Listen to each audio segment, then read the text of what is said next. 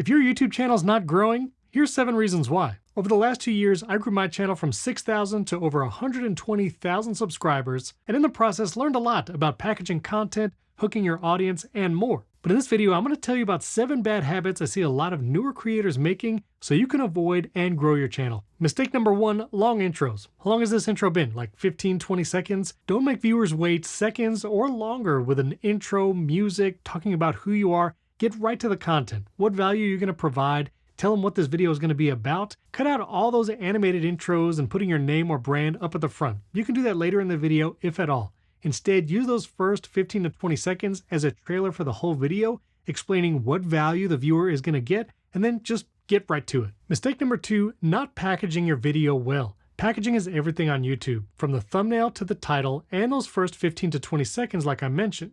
Now, boring does not mean simple. Some videos might have a very streamlined thumbnail just focusing on a product or a person. It doesn't have to be complicated, but it does need to draw your attention. The best way to figure this out is actually scroll the YouTube homepage for yourself, see what thumbnails and titles jump out to you, and try to mimic that for your niche. Also, titles are a huge deal. They should drive curiosity, give people a reason to click, and maybe even imply a question that viewers want to know the answer that makes them click. Number 3 is inconsistency. Whatever pace you can handle, you need to publish consistently. I'll actually go to my lifetime subscribers, and you'll see I actually had this channel for a couple years, and there was not really any growth. I was inconsistent and did not publish enough videos. And when I say publish enough videos, I mean enough videos for me to actually get good at doing it and develop a workflow where I can do it faster later. You'll see once I started publishing consistently about 2 years ago, that's when growth really happened. And sometimes when you're consistent, you'll hit a video that does really well, like a video that I had in September of 2023, where I gained about 10,000 subscribers just from a single video. So whatever your cadence, whether it's once a week, once a month, whatever you can do it consistently. I would recommend at least once a week if you can, and I even shoot for 2 to 3 videos a week personally, so whatever you can handle, just aim to be consistent. Number 4, avoid clickbait at all costs. Now, a lot of people think clickbait is just fancy titles or attention-getting thumbnails. But that's not what I would call clickbait. I would say if you have a picture of yourself jumping out of an airplane with a parachute, but that video is you sitting at a desk, I would say that's clickbait. You did not deliver on the click. Someone clicked on that thumbnail thinking they would see one thing, and they're seeing something very different. Like all these videos here, if I see a product that I'm interested in and I click this video, hopefully I'll see that product right away in the video. Here's a video about the Galaxy S25 Ultra, and even in the first few seconds, I see the phone that the title is talking about. That's delivering on the click. So don't go for a bait and switch, saying one thing and showing another. You can even be outlandish and out there with your titles and thumbnails, but just make sure that you deliver on what that viewer is expecting. Number 5, video quality is good, but bad audio can really hurt your channel. If your audio sounds echoey, or maybe there's a lot of background noise, and it's hard to hear what you're saying, someone's gonna click off pretty fast. Audience is typically forgiving about the video quality, whether or not it's a little blurry or lower resolution, but if the audio quality is bad, that's kind of game over. Now, just because the raw audio is bad, it doesn't mean your finished video has to be. For instance, you can upload your video or content to Riverside, and here in the editor, you can use our AI producer tools, and one of them being Magic Audio. When you apply Magic Audio, it'll remove echo and reverb, background noise, and make your audio sound studio quality.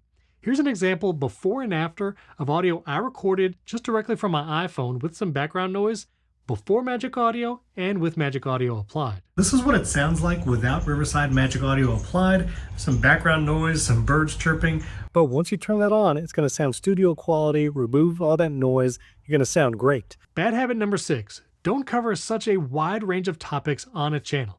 You might have various interests, maybe travel, finance, technology, beauty, and more. But putting that all into one channel is going to confuse an audience, and they're not going to know what to expect from your next video, which makes them less likely to subscribe.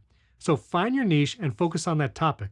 If it's tech, try to find a unique angle and cover technology on that channel. You can always create other channels for topics you're interested in. If your topic is travel, make sure every video is tangentially about travel. You can branch out and do travel accessories, travel tips, and then do travel vlogs when you actually travel, but make sure you stay in your niche. When viewers know what to expect from your next video, they're more likely to watch your content and subscribe. All right, and number 7, inauthenticity. Viewers are very keen to know, is this actually you behind the camera, or is there some kind of facade going on when they watch? Being authentic means not only being yourself, but covering something you're passionate or knowledgeable about. Don't try to follow topics you think are popular and would grow a channel. Focus on topics that you really care about and that you love. Being authentic and being able to be yourself on camera really comes through to a viewer. So don't follow trends and topics just because they're popular. Find what you're passionate about, the Venn diagram of expertise versus passion, and maybe you're not knowledgeable about that topic yet, but you're going to do research and become knowledgeable so you can share that. That's really the key. Oh, and finally, a bonus bad habit. When you have a poor workflow for editing, it can take hours to just get one YouTube video out the door. That's why you should try Riverside. I record my video podcast every week with Riverside, and it allows me to produce consistent, high-quality content.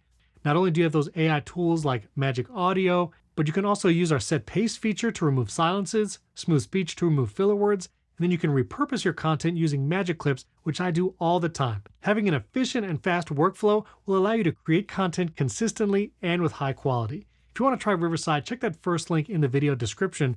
But if you also want to see how I use Riverside to record, edit, and publish my video podcast every week, I have an entire video on that right up here.